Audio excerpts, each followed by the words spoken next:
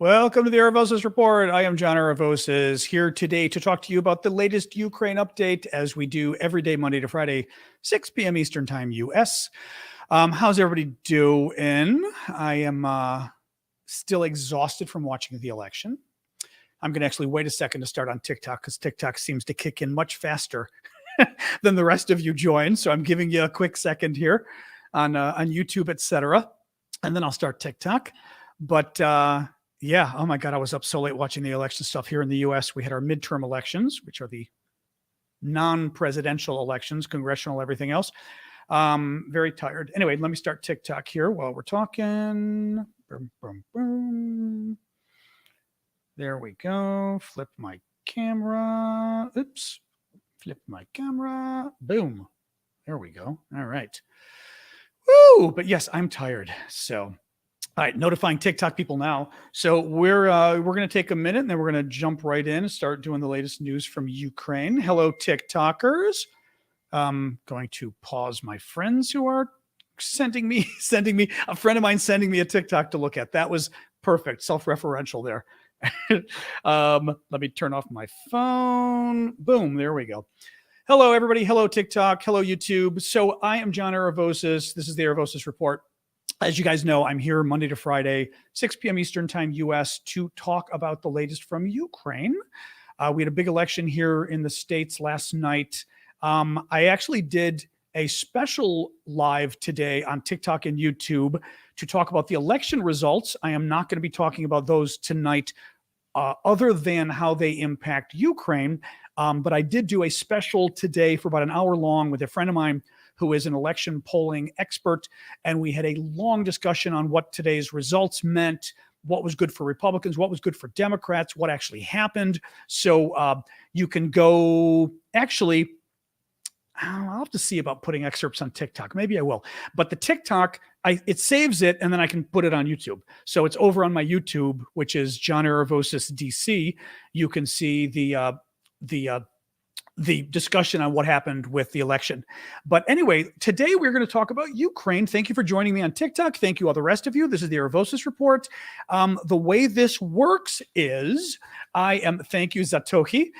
The way this works is I talk for maybe 20 minutes or so. Today's news will probably be 20 minutes about the latest news from Ukraine, what I think is important, why I think it matters, to try to explain to you with my background in foreign policy and politics and journalism. And then we have a question and answer period.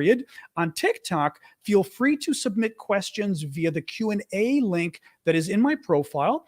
And on YouTube and the rest, you guys know you can simply use the box at the bottom. Obviously, the one way you can really help me on all platforms is, one, simply follow and subscribe. So on TikTok, please subscribe if you can. On YouTube and everywhere else, please subscribe. Thank you for the gifts already that are coming in on TikTok. You guys are amazing. From Baby Shoes, Toki and Louie. I appreciate those. And L, the TikTok gifts are flying in. The other way you can help is by providing gifts on TikTok, just like you guys are doing, and by doing the super chat questions on YouTube, which are also very helpful for me because you guys are helping. And Annie, we have a whale. We have a whale. There's the wave on TikTok already. Annie, thank you so much. That was very sweet of you. Thank you. So yes, let me dive right in though. And we will get to the questions, like I said, in a little bit. So let's talk about the US elections and how they impact Ukraine, okay? I did a show already earlier today about the US election overall and what the, just overall, what happened to the elections. You can find that actually over on my YouTube. That's John Aravosis DC over on YouTube. But let's talk right now about Ukraine and the election.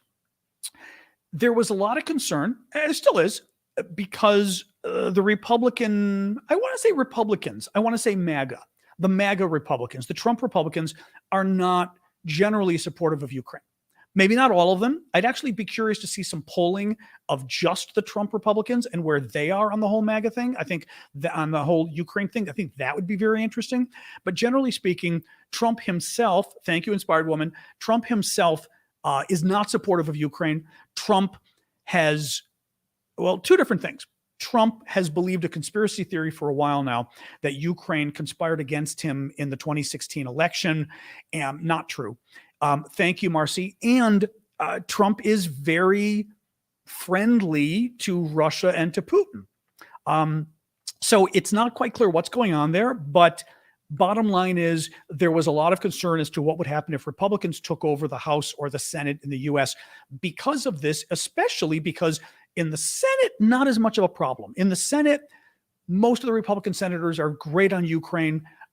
Mitch McConnell, who's the Republican leader in the U.S. Senate, currently the House and Senate are controlled by Democrats. We're waiting to see the results of this election last night to find out who controls those bodies. But in the Senate, the Republicans have been great on Ukraine. Okay. Mitch McConnell, great. A couple bad people like what's his face, Rand Paul, but Mitch McConnell, very good.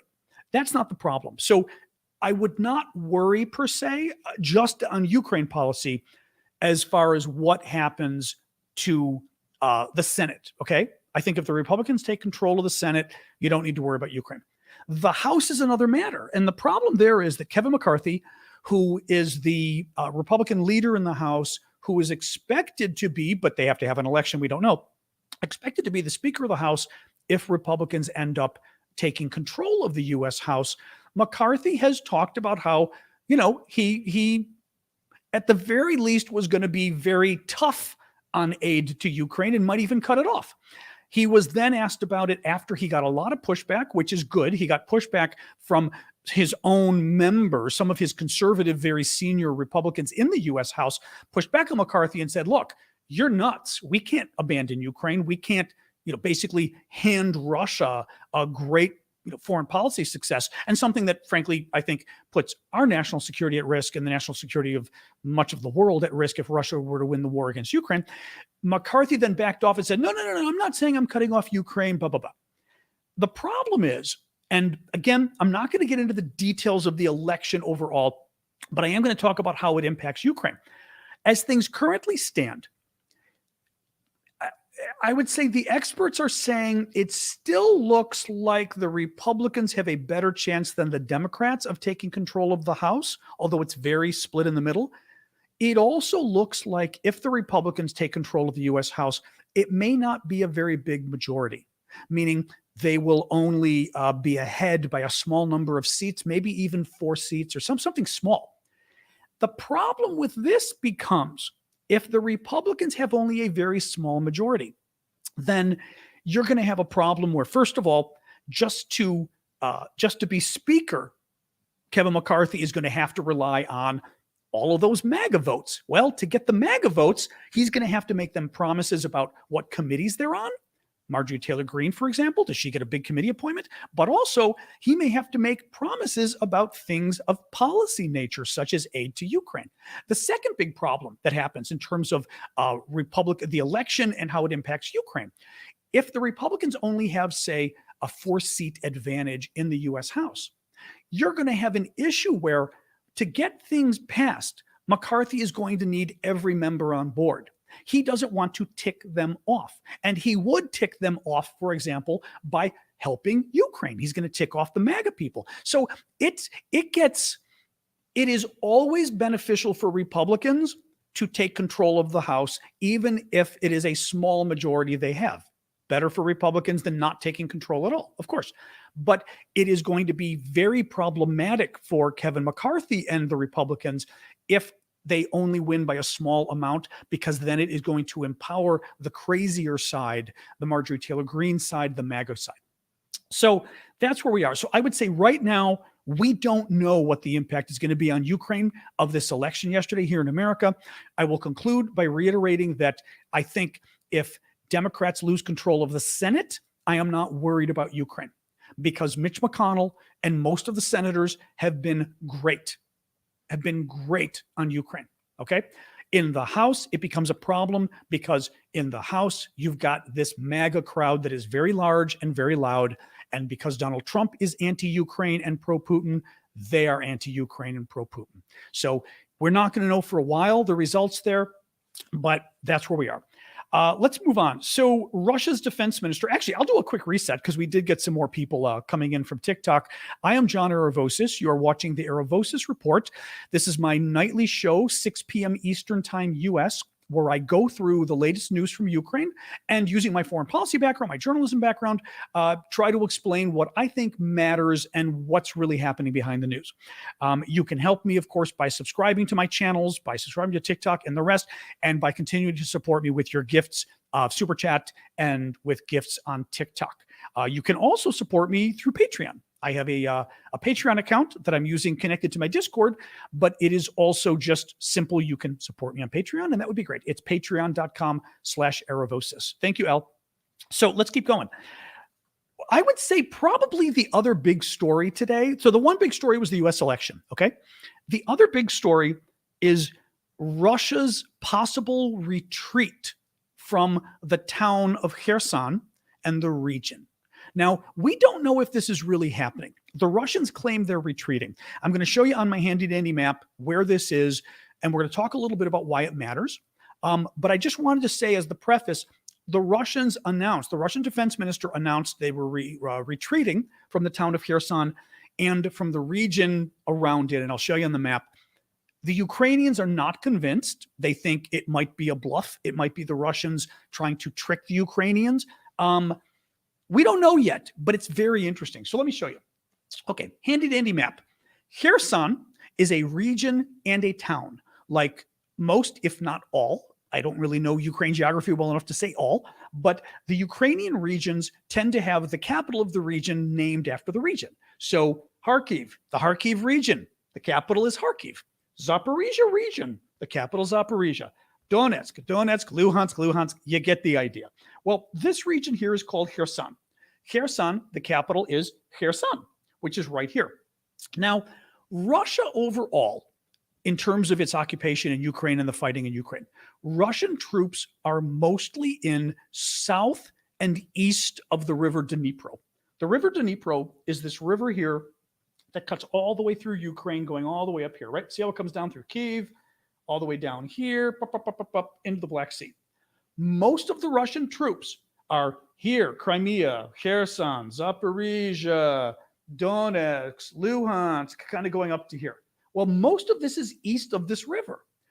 When you get right over here in northern Kherson region, you also have maybe 20,000 Russian troops north of the river.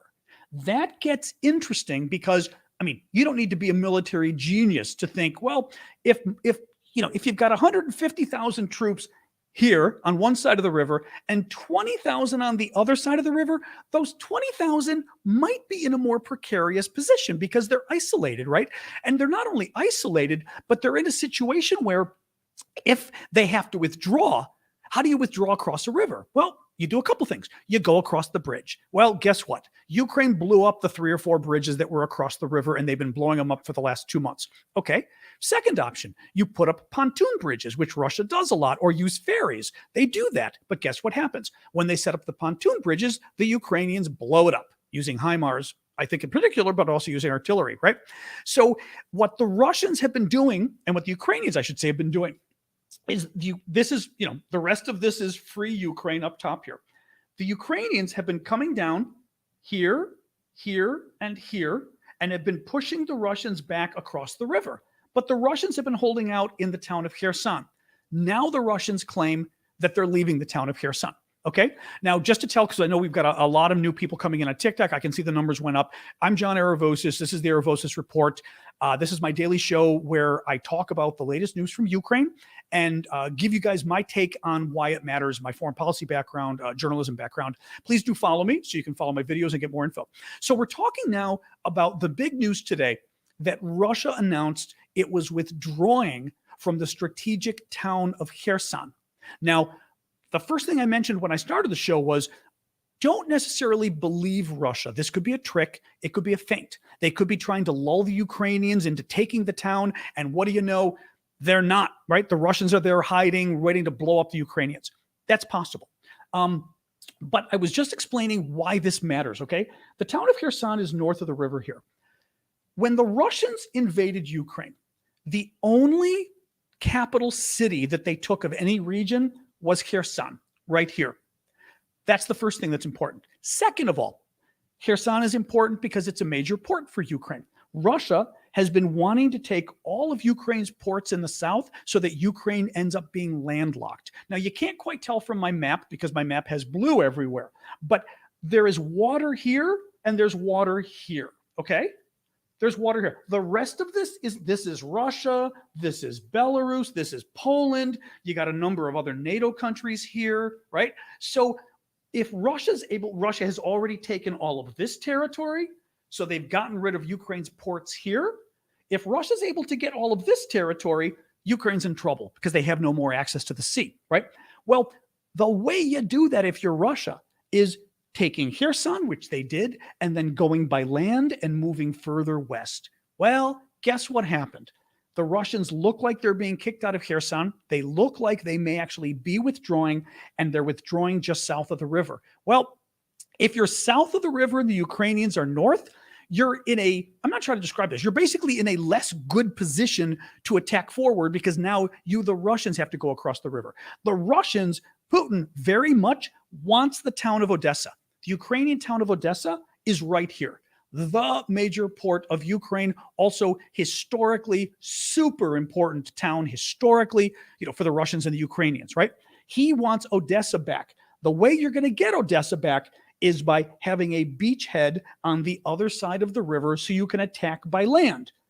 Odessa is, I keep saying 60 miles. I looked on the map today. Maybe it's more like 100 miles as the crow flies from Kherson to Odessa. So if the Russians are pushed back here, it makes it harder to take Odessa.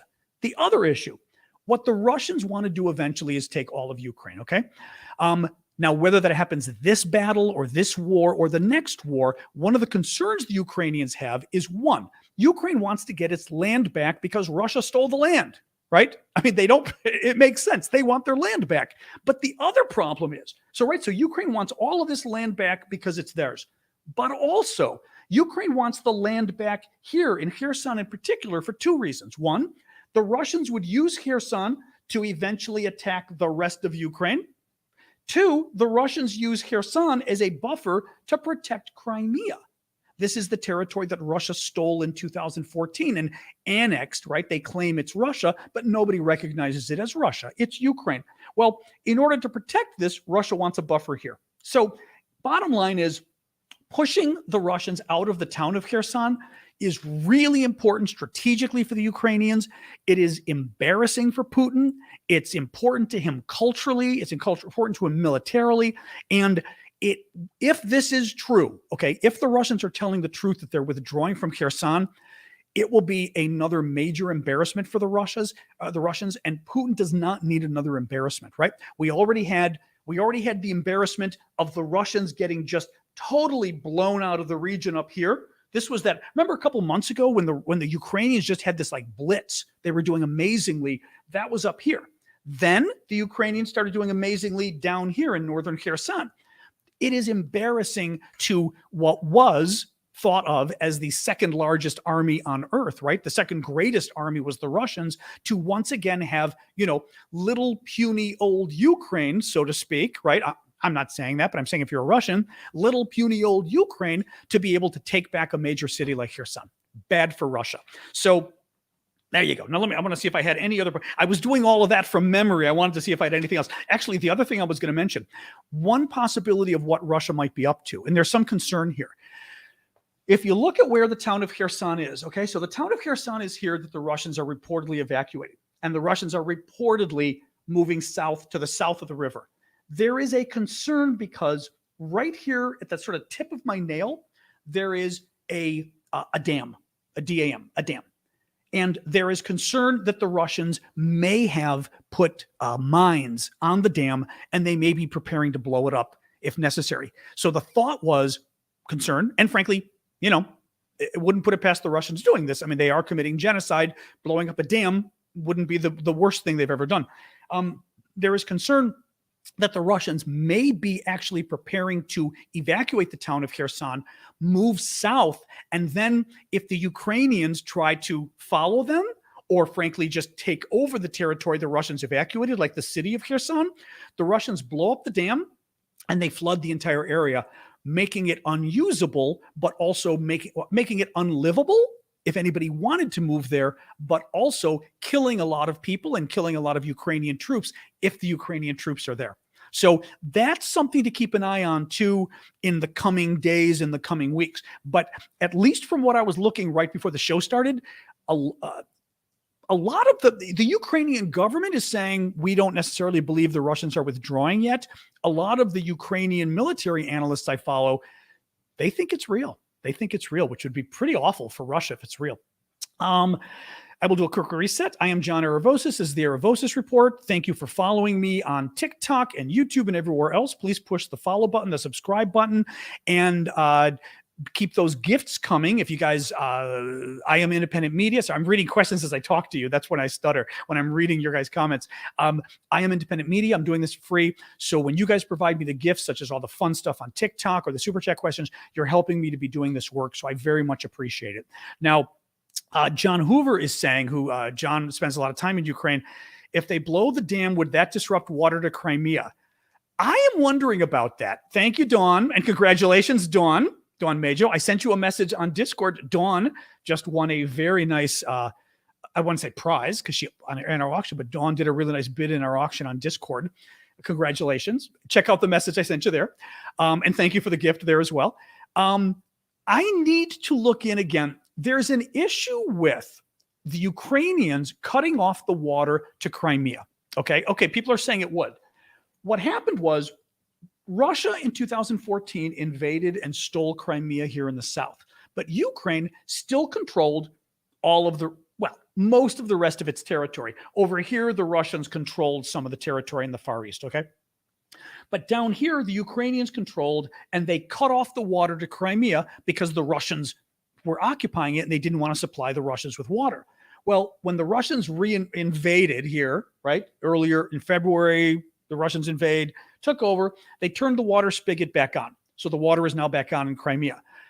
What the question was from John was, if the Russians blow up the dam here, which there's concerns they might do to try to flood the area and flood the Ukrainian troops, would that screw up water to Crimea? And everyone is saying, yes, it would. So now the other thing to keep an eye on is, even if the Russians don't blow up the dam, if the Ukrainians move back in and take that area, then the Ukrainians are going to cut off the water to the Russians anyway in Crimea, which will be a problem for the Russians. And again, it'll be another embarrassing setback. Thank you for the crown there, Joe Warren. What else we got here? Oh, Israeli military analyst. This was interesting. Thank you, Tom, for the watermelon. Watermelon, by the way, big product export or big product in Ukraine, I believe in Kherson. Just so you know, when you put up the watermelon there, that's actually a very sort of popular Ukrainian symbol there. So an Israeli military analyst says 70% of Russia's Black Sea fleet is incapacitated. Black Sea is the area down here. It's the waterway that borders Russia, Ukraine, Romania, Turkey, right? It's the Black Sea. It's sort of north. Thank you, Sam. I am. It's north and east of Greece, basically. Okay, or northeast of Greece. So the issue here is that the Ukrainians have been attacking the Russian fleet, and they've been attacking them so much that they forced the Russian fleet to basically pull back. Well, what this Israeli military analyst is saying is that because of all the Ukrainian attacks, they have now incapacitated 70% of Russia's Black Sea fleet. Now, they are not saying that 70% of the fleet has been destroyed, but they're saying it's been, they didn't go through a lot of analysis, but I think what they're saying is it's been rendered inactive because the Russians can't afford to put their boats out there, their ships, or their ships might get sunk. And they know they might get sunk, and there's no way to stop it from happening. So the Russians have now pulled all their ships back, which means not all their ships, but a lot of their ships, so that 70% of the fleet is now not useful to use. Next story. Oh, this was a good story too, actually. I've got a little bit of analysis for this one as well. So the governor of Luhansk. So Luhansk is region in the sort of far east of Ukraine. Okay. And keep in mind, this is all Russia over here, okay? This is all Russia. Luhansk is the province right here, all right? So Russia controls maybe 98% of it. Russia still controls a lot of Luhansk. So The governor. Thank you for the birthday cake, Tom. And actually, I have to tell folks, I put the birthday up there because it's my birthday later this month. Not my birthday yet. We got 2 weeks. Oh my God. No. 3 weeks. 3 weeks? A little 2.5 weeks to my birthday. So, but I put the birthday cake up early on TikTok. So thanks, guys. Listen to this. Residents of one of the occupied towns in Luhansk in eastern Ukraine have been spotting a lot of Russian trucks with ammunition, according to the Luhansk governor. The Russian forces are afraid to store the ammunition in warehouses due to Ukraine's attacks on those warehouses. At night, Russians load the ammunition from those trucks into smaller vehicles and deliver it to the front lines. Now, let me tell you why this matters. This is incredibly inefficient. Thank you for the cake there, Crusher. This is incredibly inefficient, and it's something that we saw months ago was starting to happen because of the HIMARS. The HIMARS, you may recall hearing about it, is a U.S. Rocket system, basically, that sends multiple launch rockets that sends rockets. We're only giving the HIMARS is the one that we're only giving the Ukrainians the rockets that can go up to 60 miles or 100 kilometers. We have rockets that can go up to 200 miles or 300 kilometers, but we're refusing to give them to Ukraine because we don't want to upset Putin. But the HIMARS is so precise that the Ukrainians have been doing a great job attacking the Russians, blowing up Russian supplies, blowing up Russian military headquarters, right? Blowing up Russian, like I said, the ammunition the Russians months ago started freaking out, and they had to do two things, right? Especially initially, the HIMARS attacks were happening over here a lot. Because the Ukrainians were blowing up the ammunition, the Russians had to move the ammunition back. That was the first thing. Okay. So the ammunition was further away from the troops, which simply means it takes you longer to supply the troops because now it takes you twice as long.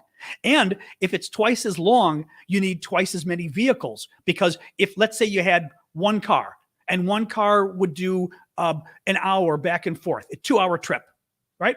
Well, now it's a 2-hour, it's 2-hour and 2-hour. Now it's a 4-hour trip for one car. So you're providing half the ammunition. So when you move the ammunition twice as far, you need twice as many vehicles to transport it. That's one problem the Russians had. Secondly, the Russians are really big fans of transporting their ammunition by train. So they would go by rail, and they would then put it in really big warehouses next to the train stations. Well, the Ukrainians were using HIMARS and just blowing it up. Thank you, Nick Pereira. I appreciate that. We're just blowing it up. So what the Russians then did, because they realized all their depots were getting blown up, they then started spreading it out into smaller areas. So not only did the Russian ammunition have to go twice as far to get to the front, it was spread out so much that now it's a logistical nightmare, right? Because think about it. It's pretty simple. If you've got, I don't know, let's say we're talking birthday cakes, because people are putting birthday cakes on TikTok, and you've got to deliver 100 birthday cakes. It's easy if the 100 birthday cakes are in one warehouse and they're next to the train station, right? You've got 100 in one place, you deliver them as needed. Well, now, because you're afraid of those birthday cakes getting blown up in the warehouse, you've now spread those birthday cakes all over town. So what happens? Somebody needs 10 birthday cakes. Well, you got to grab 3 from over here, 2 from over here, 1 from over here. The logistical nightmare of the Russians now using trucks and cars to deliver their ammunition in little itty bitty portions from all over the place geographically is a mess for the Russians. So that's why I mentioned this story, because this is an example, I suspect, of the HIMARS in particular doing really well and really hurting the Russian war effort, because it's making it hard for them just to get the ammunition they need. And actually, there was a story today. The Ukrainians report that they destroyed 2 Russian ammunition depots in the south today, killing 55 troops. So again, yeah, HIMAR takes the cake. That's very good. That was very good. That was good. So there you go. Reset. I am John Aravosis. You are watching the Aravosis Report. This is my daily show where we talk about the latest news from Ukraine, and I help you guys analyze it. You can help me out by following me on TikTok, subscribing on YouTube and all the other services, and by keeping those gifts coming. Your gifts help, frankly, pay my bills. So I appreciate it, guys, because nobody else is paying me to do this. You are paying me to do this. Thank you. Do check out my store. I've got a store with Ukrainian, not Ukrainian goods, a lot of Ukrainian designs and things that we've got that are really pretty cool. T-shirts, sweatshirts. You can go to aravosis.com. And if you go to aravosis.com, my last name, you'll see my store, my Discord, my Patreon. You'll see everything. That's the easiest way to find it. So just go there. Thanks. Let me jump right in. Thank you for the crown there. The Kerch Bridge. Let's talk about the Kerch Bridge. This is another interesting update. The Kerch Bridge is the bridge that somebody, maybe 6 weeks ago now, I think it was 6 weeks ago, somebody blew it up. Now, we don't know who. The Ukrainians keep saying it wasn't, well, they don't say it wasn't them. Zelensky was asked about this again today in an interview. And Zelensky said, I didn't order it, which I thought was very interesting because I was like, I didn't order it. Does that mean, thank you, Ali, for the gifts. Does that mean you guys did it, but it was some initiative of somebody else, right? I mean, who knows? Thank you, Lisa. Who knows? But the Kerch Bridge, somebody attacks it like 6 weeks ago and blows up. Well, let me tell you first what it is. Kerch Bridge, super important bridge for the Russians, okay? The town of Kerch, right here on the edge of Ukraine, you go 12 miles across, and what do you reach? You reach Russia. Well, Putin stole Crimea from the Ukrainians in 2014. Thank you, Chaz, for 2014. And he wanted to create a road connection and a rail connection between Crimea and Russia, because Russia starts right here about 12 miles in. So he built this bridge. NAFO, exactly. NAFO did it. He built this bridge here. Pride and joy of Putin was this bridge. Okay. Well, Putin turns around, or somebody turns around and blows up the bridge a couple of weeks ago. It wasn't completely destroyed, but the rail connection was severely damaged. There's two rail lines. One goes east, one goes west, right? One of them pretty much blown up completely. Oops. Hang on a second here. I'll come back to that in a second. Thank you for the crown, Hans. Actually, Chris, real quick, I'm seeing something from you, but I'm not sure. Earlier? Okay, I'm not sure what you're referring to. I don't think you responded in the earlier stream, but I was 10 minutes behind. I'm not sure what you're talking about, Chris. Did you have an earlier question that I missed? Oh, thank you, Carlos, for the super sticker. So I'm scrolling up. I don't mean to, when I get super chat questions from folks on TikTok, I like to, okay, I'm not seeing it. Let me know if I missed something. Okay, thanks, Lisa. Let me know if I missed something, okay? Let me keep going. So the Kerch Bridge. This bridge that Putin built, super important because it is, or at least was, the major way that the Russians were supplying their troops in Kherson. If you're watching the beginning of the show, I was telling you about why this region is so important. Thank you for the hat there, Danette. Why this region is so important to both the Ukrainians and the Russians both, and why the Ukrainians are fighting so hard to get it back. And they're starting to get it back, which is good. Well, the supplies for the 70,000 Russian troops in this region, including daily food, were coming across the Kerch Bridge. Now they're not. Okay. I keep saying the Ukrainians. Someone blew up the bridge. There were two rail lines, one going east. Sorry, my allergies are kicking in. One going east, one going west. One of them was blown up. Now there's only one. They're not using it very much, I think, because they're afraid of the whole integrity of the bridge itself collapsing. Secondly, there's a 4-lane road, 2 lanes going east, 2 lanes going west on the bridge as well. Well, 2 of the lanes collapsed into the sea, and the other ones, there's again concern that they're not very safe. And in fact, the Russians have been sending not very much traffic across, and they won't allow trucks to cross the bridge at all. Okay, at all. They wouldn't let the Russians their trucks cross. The trucks have had to cross by ferry, by boat. This has been a disaster for the Russians in terms of trying to supply their troops. Well, the latest news on this is Putin had claimed, the Russians initially claimed, oh, well, we're going to have part of the bridge fixed in early December and the rest of the bridge will be fixed by Christmas. I had told you guys that I thought that was bunk, that was a lie. Now, Putin pretty much admitted it was a lie. Thank you, Azamak, for the hat there.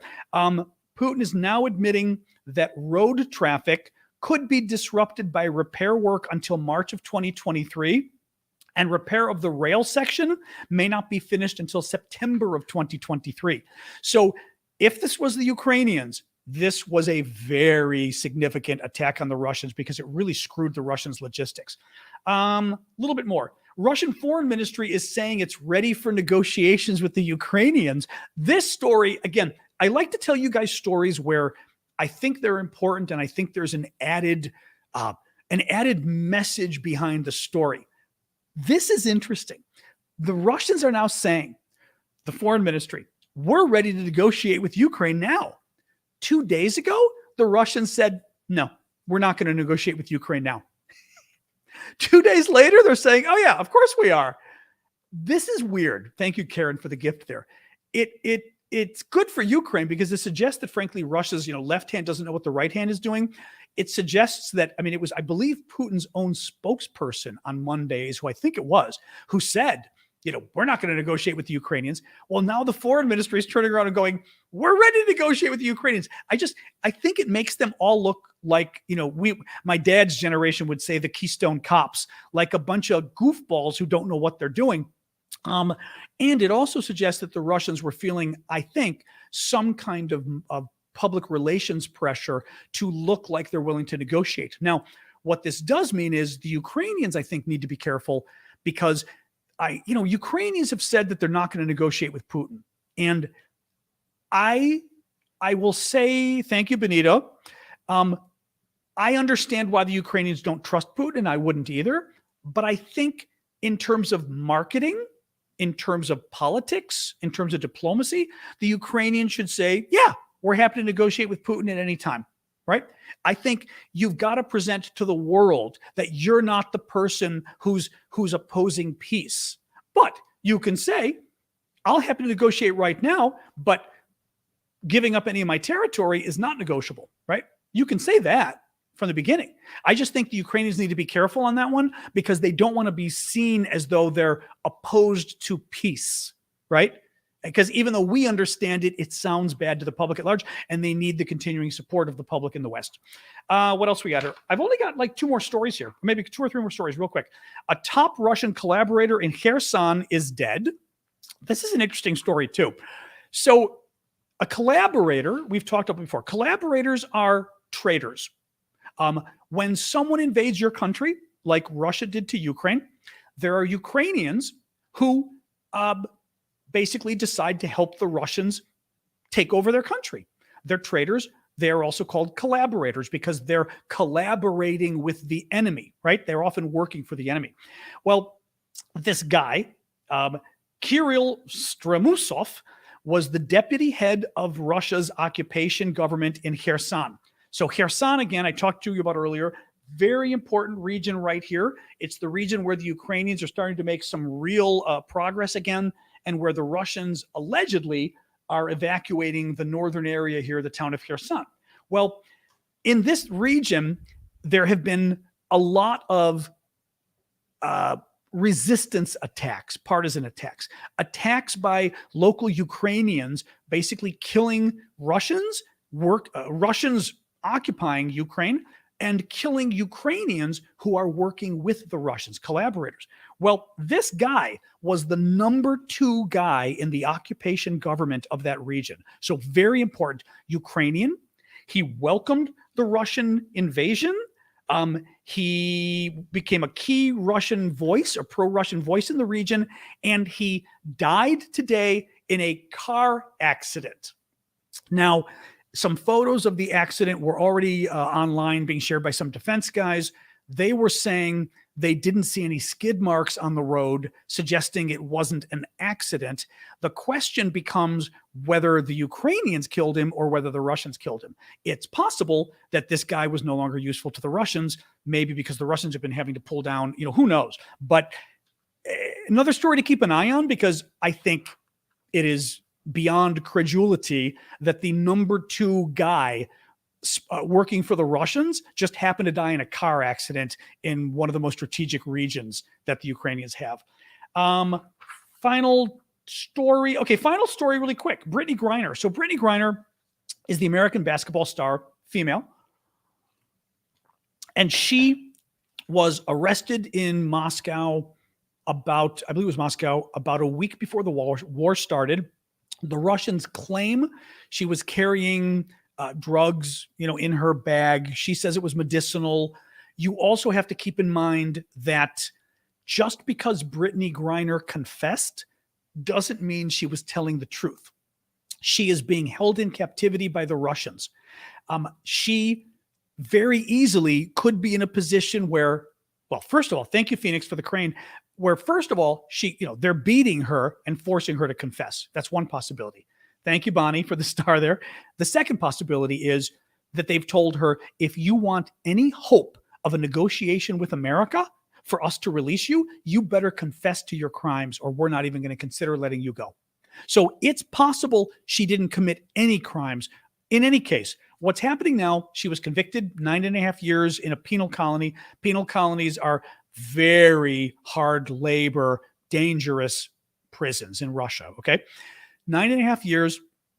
And she lost her appeal, but that's not a surprise because this is Russia. It's not like they were going to, on appeal, say, oh, let's let the American go, right? Well, her lawyers now have no idea where she is. She's in transit to a penal colony. The lawyers have no idea why. It's bad. It's bad. So, I feel bad for her. It's clearly they want to make things as hard for her as possible to try to milk Biden for as much as they could get. They're going to try to get a couple of their spies released. Let's see what happens. All right. That is it for the news. What we do now is I switch over to questions and answers for another 20 minutes or so, where you guys ask me questions about the war. And I hopefully provide you answers. Just to reset for the TikTok folks and the others, I am John Aravosis. This is the Aravosis Report. This is my daily show, Monday to Friday, 6 p.m. Eastern, where I talk about the war in Ukraine, try to tell you the news that I think matters and why I think it matters, what's important. You can support me by subscribing on TikTok. Hit the subscribe button or the follow button. Same thing on YouTube and all the other services. And keep providing the gifts if you can. YouTube. I'm tired. I was up so late last night watching the elections. I'm exhausted. The super chat questions on YouTube and the gifts on TikTok. I appreciate you guys' ongoing support. And thank you, Jay Maurice. Also, check out my Discord. I've got a Discord I've been running for a while. It's discord.aravosis.com. And among other things, I've got really cool auctions, some of them for the VIP members who pay, other ones for the public members. You don't have to pay to be a member of the Discord, but I've been auctioning off, for example, we just auctioned off one of the famous shirts that Zelensky wears. Thank you, Annie and Tasha. I found the brand and the style, literally the shirt that Zelensky wears that's got like the zippers on the shoulder and the whole thing. And we bought like a number of them and we're auctioning them off. So that's an example of some of the kind of cool stuff we've got on my Discord. Do check it out. You can find all of that, like I said, at aravosis.com, mylastname.com. Let me see. We've got a question from Teflon 12. How much do you think Russia was counting on Republicans winning in the midterm elections? Big time. Big time. The subscription, the lowest subscription, well, the Discord's free, but you could subscribe by helping me out on the Discord. The Discord, the cheapest subscription is $5 a month, which you can do over at my Patreon. Go to aravosis.com and you'll see all the links. But you can also subscribe on the TikTok subscription as well, which will give you some private chats, some private lives for my TikTok followers, and give you guys preference for questions, things like that. In any case, yes, the Russians, I think, were very much counting on the Republicans winning the war. I was going to say sometimes elections are a war. The Republicans winning the election, as I repeated earlier, winning the Senate wasn't the issue. Senate Republicans, other than a very few, I mean Rand Paul, Senate Republicans very supportive of Ukraine. Mitch McConnell, who is the top Republican in the Senate, very supportive of Ukraine, and we should give him credit. I mean, a lot of the Republicans have been very good on this. So, we should not knock them. In the House, however, I think the Russians were absolutely hoping that the House would go Republican. Thank you, Bonnie, for that, because the House has a MAGA problem. There are a lot of MAGA members, right? Donald Trump's group. And these guys don't like Ukraine because Donald Trump doesn't like Ukraine. And Donald Trump really likes Putin and really likes Russia. But he really likes Putin and he wants to make Putin happy. So the concern is as Trump's strength grows, and Trump's strength would grow if a Republican House were to exist, if the Republicans take over the House, that he would have influence and the MAGA folks would have influence in trying to make it much harder to provide additional aid to Ukraine. And I think it's true. I think it's true. Let's see what happens. Let's see what happens. I still think the Republicans, are going to, if I had to bet, I would say the Republicans are going to get the House and Democrats are going to keep the Senate. But let's see. I know I want to be careful with my voice. I may be straining it again. Taras, you are leaving us. Don't be rude. Don't be rude. Don't be rude. All right, let's do more questions here. So on TikTok, as I said, you guys can present your questions, go to the Q&A function, put the questions there. You can also hit the subscriber for subscribers. Just put your questions. Just put your questions right here, and I will see them, because subscribers, I give sort of a special benefit for the TikTok subscribers. All right, what else we got here? I just want to see if some of you guys had questions here. Otherwise, I will go to my TikTok. All right, let me go to my TikTok itself and see if folks put questions in here. Hang on. Silky Caramel. You can tell what I was looking at on TikTok. Will everything be okay in the long run? Depends where you're asking. I mean, I don't think we know anywhere. Right? I mean, in Ukraine, the Ukrainians are doing better. I think that's great. I think that is great. In the long run, they've got to get their territory back, and that's important. Thank you, Bonnie. In America, with the elections, we've also got problems. Now, I will say this. I am very put aside any partisan hats. Okay. Put aside any Republican, Democrat, like what you normally are. I am very pleased with this election. Even if the Republicans win the House and Senate, that would be very bad for Democrats. Even if they win by just this much, it would be very bad for Democrats, very bad for Biden. But the fact that I have hope in this country, because the fact that we've got horrible inflation. Now, it's happening worldwide. It's not Joe Biden's fault. It's literally happening worldwide. Coming out of COVID, economy's taking off, supply disruptions continuing from COVID, inflation goes through the roof, right? But most people didn't study economics in graduate school. They didn't study international trade in graduate school. So good luck explaining inflation and going, well, you got to understand inflation really isn't Biden's fault. Very hard to explain. Even with inflation being so bad, even with Biden, I think, being a bad messenger. I just think Biden doesn't message well. That's just who he is, right? And Biden's getting old, and the age comes across. All of that didn't help Democrats here. Even with all of that, Democrats. Oh, I'm sorry. The final thing, and we talked about this during the live earlier today that I did with my friend who's the election expert.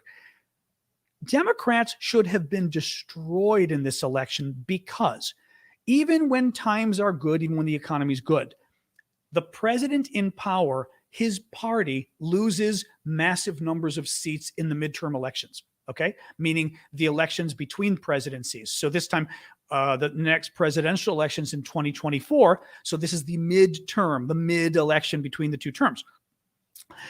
The Democrats should have been destroyed. I mean, losing 40, 50, 60 seats. They clearly weren't.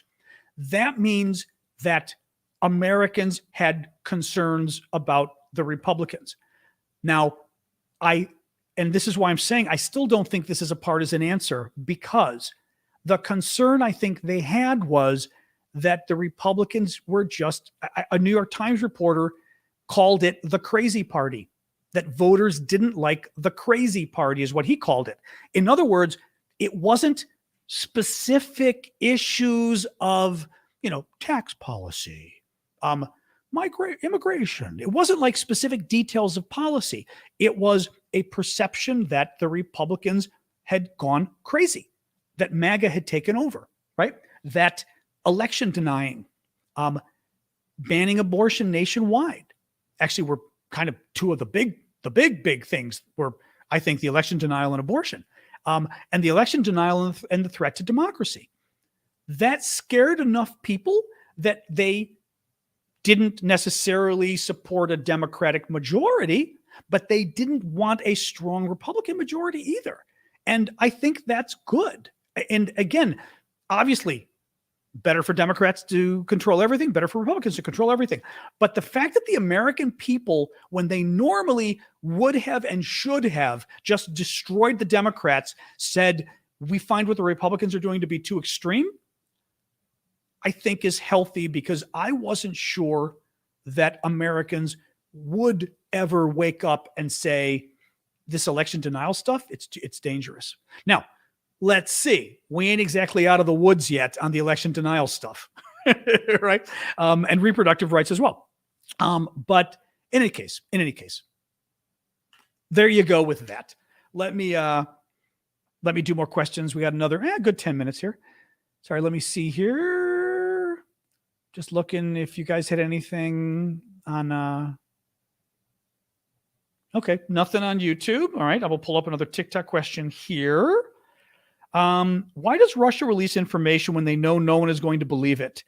I don't know. I find it very strange. All I can figure is that they're doing it for their home audience. It's all I can figure, that they're doing it for people at home, for the Russian population. Now, I don't, and specifically, I'm sure what that question was in response to was the news today that Russia is claiming that they're withdrawing from the town of Kherson. They're retreating south across the river and giving this very strategic town back to Ukraine. Obviously, nobody believes them. It might be true, but there's no way that the Ukrainians are going to say, well, literally, it was the Russian defense minister. Well, Vladimir Putin's defense minister says they're leaving, so we're just going to trust them and walk in and, put our arms down, put our guns down, and just walk in. And if it's an ambush, it's an ambush. There's no way the Ukrainians are going to believe that. So why would the Russians say it? Somehow they think. Now, here's one possibility. Is Putin got a lot of pushback and a lot of trouble with the military bloggers in particular, who are these right-wing supporters of his, but they're far-right nationalist supporters, very pro-military. They've been upset with Putin because the war is going so badly, okay? They're not upset with Putin because why are we in Ukraine? They're upset with Putin because they think Putin should be in Ukraine, but they think Putin isn't killing enough people, right? Isn't doing a good enough job. Well, one of the big things that happened, criticism of Putin, was he wasn't being honest with the Russian people. And when the Ukrainians had that big sweep in eastern Ukraine, right, when they won back a ton of their territory, and now that they're having a sweep in Kherson as well, that the Russian government wasn't coming clean, wasn't being honest. And then when the Russians lost all that territory, the Russian, even the Russian news shows were kind of going, what? Like, what happened? So it is possible that the Russians are evacuating, that they've made a decision to evacuate Kherson, this strategically important city, and they realize they've got to explain it to the Russian people, because the Russian people are going to find out in a week or two anyway. And when they find out that this really important strategic town that the Russians retreated, with their tails between their legs, the Russian people are going to be pissed. Better to get in front of this. This is a public relations strategy, a lesson. Better to get in front of the story and try to use your narrative on the story, rather than letting the story catch up to you. And what happens? The military bloggers, everybody else criticizes you. So that's a possibility. Maybe the withdrawal is real. Maybe the retreat is real. And Putin is just trying to be honest. I mean, I know it sounds funny to say they're being honest because they lie a lot, but now, mind you, actually, this is really interesting. The last interesting thing about this is, if it's not a trick, if the Russians are really withdrawing from Kherson, and if Putin's Minister of Defense came out and said today we're withdrawing because it's the truth, it may mean that they're under more pressure at home than we even realize, right? Because they would have said that because they thought we better be honest with people or we're in trouble. The only reason they're going to be honest with people in a country that's pretty much a dictatorship is because the dictatorship is feeling pressure from somebody. That would be good news. Just to remind folks, I am John Aravosis. You're watching the Aravosis Report. This is my daily show, Monday to Friday. Make a little time check for yourselves. It's 6 o'clock Eastern, 6 o'clock New York City time. Thank you, Bruni. 6 o'clock Eastern every day, Monday to Friday. We talk about the latest news from Ukraine and then do question and answer. Right now, we're in the question and answer period. Just looking, hang on a sec. If there were, I did see more questions. Thank you, Azamak, for that. What do we got here? Oh, John Hoover. The government nationalized the major oil refinery in Kremenchuk. They will return it after the war. Oh, that's interesting. Interesting. I'm not sure what impact, like what the background of why they did it, but that's interesting. That's the Ukrainian government. John saying the Russian narrative will be that they pulled out to consolidate defensive lines for winter as the temps are below freezing. Actually, that is what they're saying. They are saying, the Russians, that they're consolidating defensive lines right south of the river. That's exactly what they're saying. Let me see. Actually, yes, I guess we're trying to get to 200,000 likes on TikTok. I keep forgetting to say that. Keep clicking the screen. Now, that was something I didn't even know for months when I was on TikTok. You can tap. Can I tap? I don't think I can tap. Wait, I'm going to see. Oh, I can tap myself and get a heart. Very funny.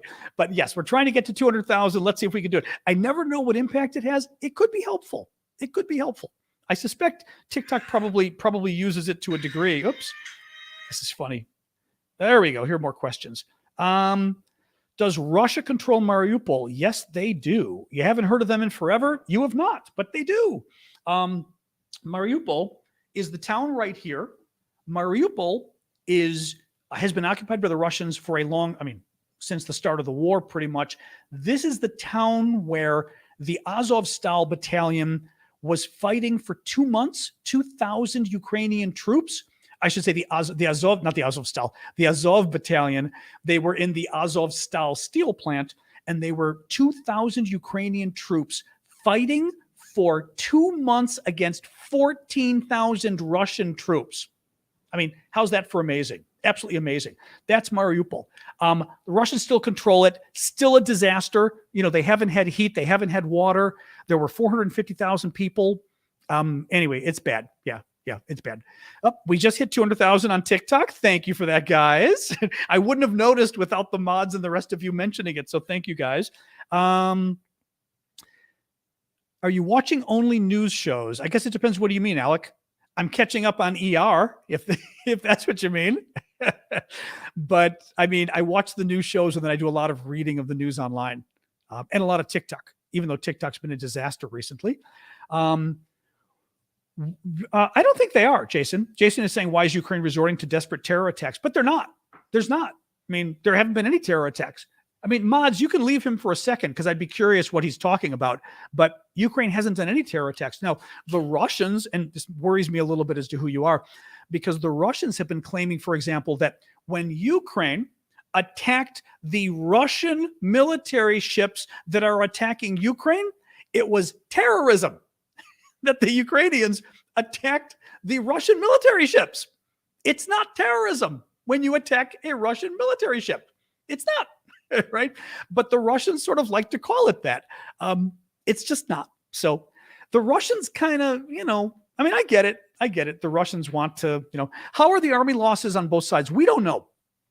Brian. On the Ukrainian side, they have smartly not wanted to say how many men they're losing and women. Ukrainians actually have, I think, about 1/5 of their military is women, unlike the Russians. The Ukrainians have not wanted to say because it doesn't benefit them. It doesn't benefit them to say, right? If you're trying to keep, imagine, I'm thinking myself, I'm an American. Imagine I'm in a war. My country's in war. We do actually tell people how many have died. But in Iraq and Afghanistan, and the numbers start to create problems.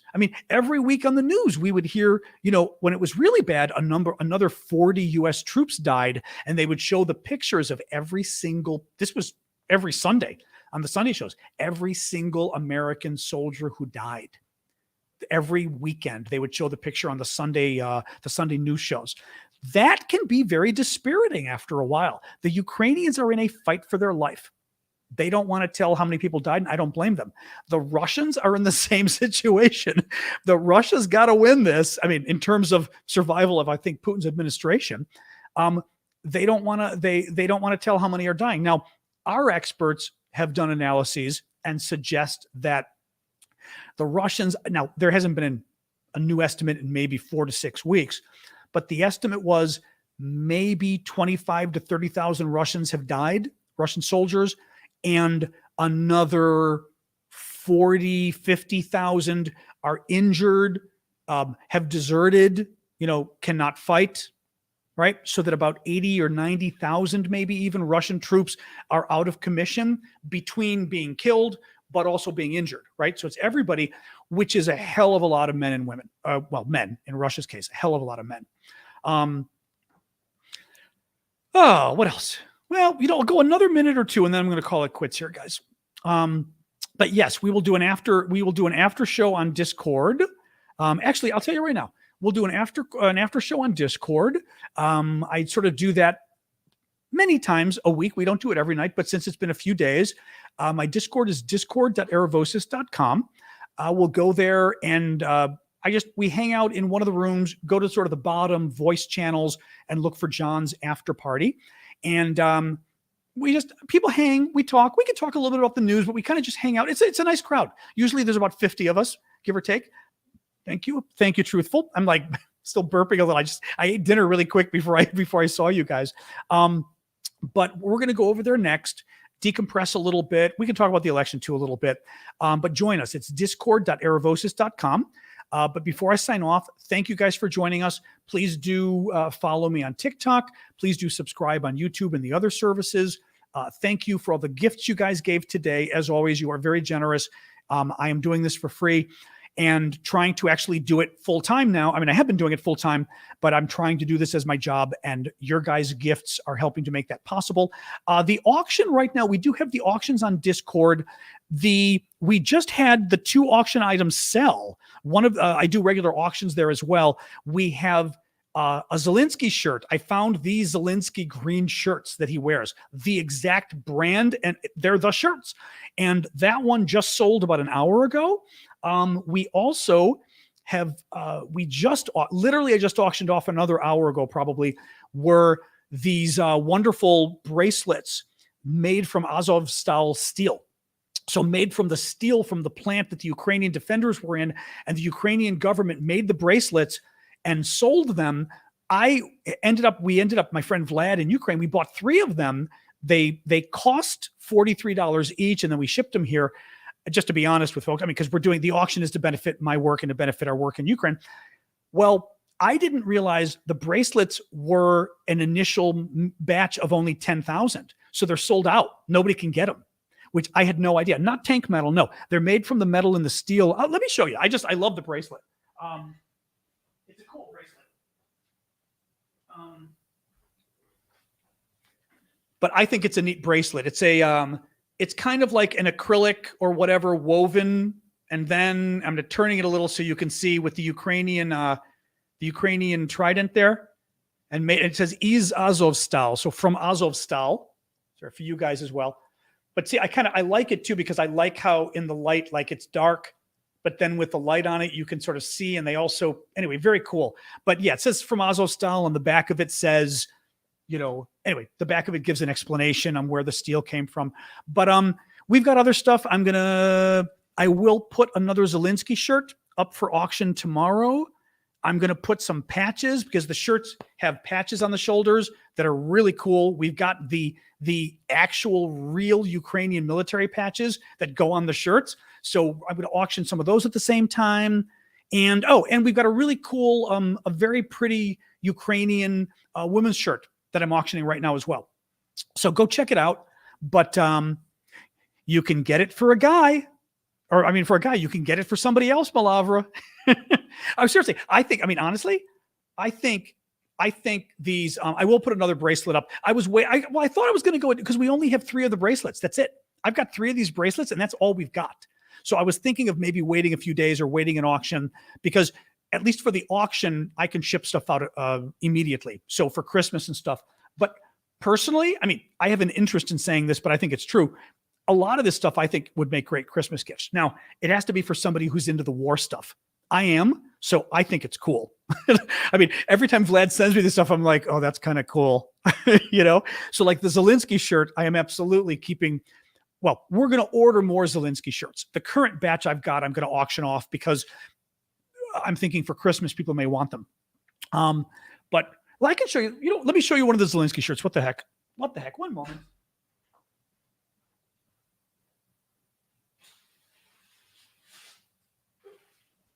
Actually, no. And I'll bring I'll bring the patches. I've got a bag of my patches here too, just to show you guys. But I hate this because I have to fold it carefully when we're done. And I'm terrible at clothing. So like, I don't want to be the guy responsible. So get the cardboard out. Actually, I literally, well, hold on. So this is the shirt. Okay. It's a simple green shirt. My guess is it's Lycra. I can't tell you what else because it's clearly stretches. The shoulders have got the Velcro for putting the military patches, but this shoulder also has a zipper. It's a zipper pocket, which is kind of neat. This, I'm going to show you the picture. The brand name is Combat. I cannot find these things online. I mean, I tried. Vlad in Ukraine found it. I literally found the Zelensky, CNN or somebody just happened to put up a picture of Zelensky wearing the shirt in an article right before I came on with you guys. Check this out. It cracked me up. Now, mind you, this is not the shirt Zelensky wore. It's the same shirt Zelensky wore. You know what I mean? It doesn't have his sweat stains on it. But it's actually it's the shirt. It's the brand and it's the style. Hold on. Where is this? God, where are you? I'm trying to find my auctions. Otherwise, I'm going to take a picture on my, hang on. Here we go. Oh, I don't have the new one on it. Well, okay, wait. This is hold on. This is being evil. It's not syncing to my phone here. If it doesn't, then if it doesn't sync to my phone, I'm just going to go and take a picture of it on my thing here. Here it is. Okay. So like I said, this cracked me up because it was a CNN story today and it's from the Ukrainian president's website. That literally is the shirt. You can't see it in this picture, but other pictures I found it. The brand is Combat. It's the shirt. I mean, this is it. Now, he's not wearing any patches in this picture. I also saved a couple other. I like when I see this, I grab the pictures because I'm like, oh my God. In these pictures, you can see that he's actually wearing the patches on the shirt. So this one, you see the top and the bottom. I'll show you guys. So you can see he's actually wearing the patches here. And now I'm going to show you really quick just because I think it's totally cool. I'll get two of the patches I've got. And what's really neat is the patches hold on very tightly, so to speak. I mean, which is nice. They're really firm, which of course they're supposed to be. I mean, that's the whole idea. Where is hold on, I wanted to find that little one because the little one, my favorite, and Vlad only bought one of these. This is the patch Zelensky is wearing. All the Ukrainian military guys have it's the flag, but it's a little, you see how small it is. All of them wear this. Vlad only sent me one of them, and I was like, oh God. Like, why didn't you send me more of those? Because I think it's totally cool. So let me, hold on. I'm going to put this on the shirt just to show you. So this sleeve, we'll put the small one there. And then I'll put one of this is a tank. This is a tank person's tag or patch. Put it there. Yep. And then voila. So then I'm going to try to, if you can see, then, I mean, it sits. And I mean, seriously, I tried the shirt on and it fit nicely, but then I put the two patches and I went, oh my God, I want this. Like it's a total other world with the patches on. So anyway, isn't it cool? No, I mean, that's what I mean. I geek out on this stuff because I enjoy this kind of stuff, but I literally reached out to Vlad and was like, we've got to find that shirt. Here's the brand. Bup, bup, bup. 2 hours later, Vlad goes, I found them. I was like, you're insane. I know. I'm dying to go to Ukraine. I was very strongly considering going to Ukraine in November. I got invited by John here, who does a lot of humanitarian work. But, the situation is clearly still kind of unstable, so to speak. So it didn't seem to be sort of a smart time to go. Actually, I'll put the shirt over here and then fold it up neatly when I'm done. So yeah, I'm gonna, it doesn't really feel safe right now. So I'm gonna hold off for that. But yes, I am gonna eventually get the Zelensky shirts, but I'm gonna auction these off first.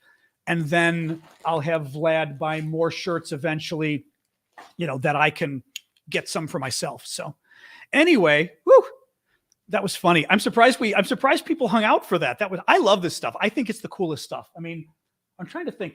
Actually, I told you, and you've seen the other.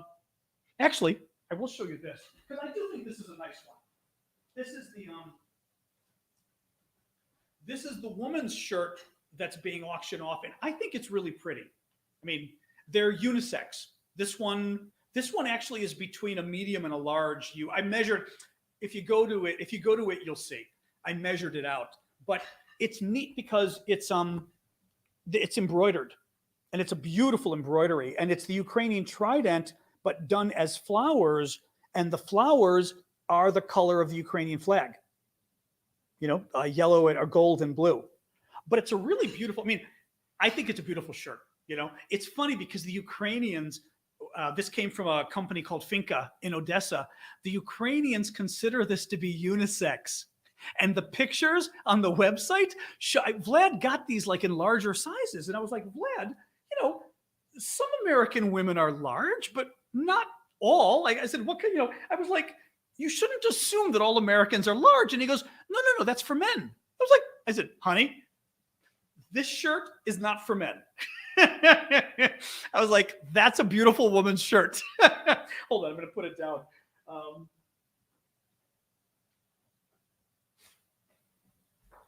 But it made me laugh because the website in Ukraine literally shows the shirt on a guy. And I was like, okay. Now, there's also I think there's a black one as well. We've got a black one, I'm pretty sure.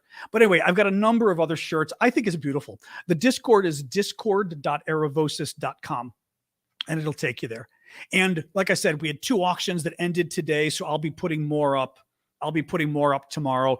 I will put another Zelensky shirt, and I will put some more patches, and then I'm going to put it up so that the patches end after the Zelensky shirt, so that at least, if you get the shirt, there's an opportunity to buy the patches. Of course, it depends on everybody else bidding, but nonetheless, I love this stuff. Like I said, the Ukrainian stuff, I find kind of fascinating. The war stuff. Very supportive of Ukraine anyway, but it's neat. And the bracelets, I know those bracelets. I'm bummed we didn't buy more, but the bracelets, my sweater, can I tell you? This sweater I got for 15 euros at a French gas station in the middle of nowhere. I was traveling in France and we stopped at a gas station, and it was one of those mini marts, like a gas station with all sorts of food and stuff. I went inside and they've got these sweaters and I'm like, and I tried it on and I'm like, I love this, right? 15 euros. It's 15 euros. So I bought that. I got this color and I got a black one, and they're gorgeous. Absolutely gorgeous, but it cracks me up. I love that. And that, I'm told that's very Midwest, by the way. I laugh at this, but I had read something like a year ago that said, because I'm from the Midwest of the United States, the center, and people said when you ask Midwesterners about something they own, like clothing, they will usually tell you how cheap it is, which is funny. Like, oh, I got it on sale, up. And it is true. Like, I think you're almost embarrassed. Well, you'd be embarrassed to say like, oh, it's so-and-so brand, or, so you thought I spent $100, but you're actually kind of proud of it being $15. It's very funny. But in any case, yeah. Yeah. Oh, I bought this thing probably 10 years ago, easily. This stuff lasts forever. It's 10 years. It's European. Of course it's stylish, right? I mean, actually, it would make a nice Zelensky sweater because it almost looks green.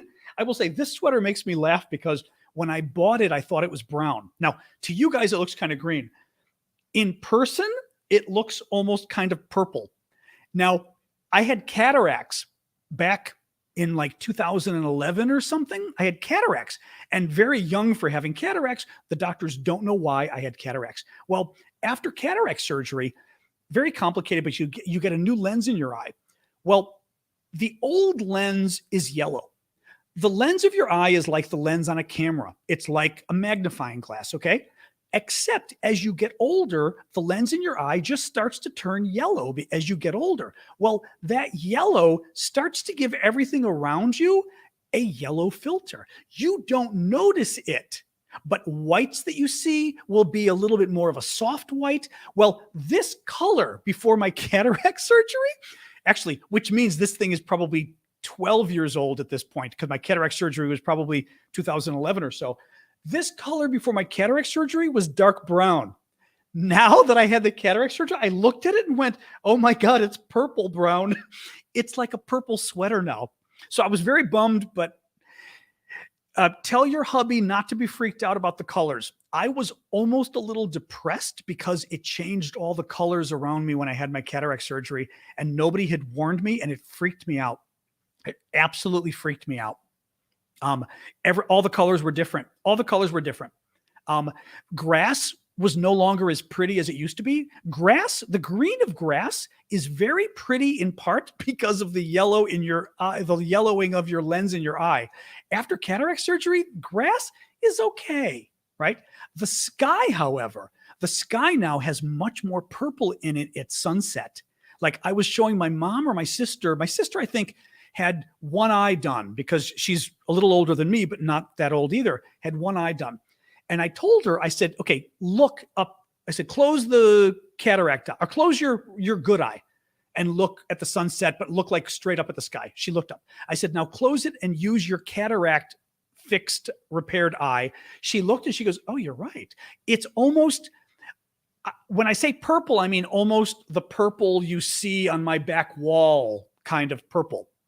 It totally, so warn your husband, it will change the colors. And it totally freaked me out. It really did. Cause nobody warned me. And I mean, it's hard to explain, but you're almost in like it was kind of an existential thing because you're like, okay, colors, literally I'm seeing colors totally different than everybody else around me.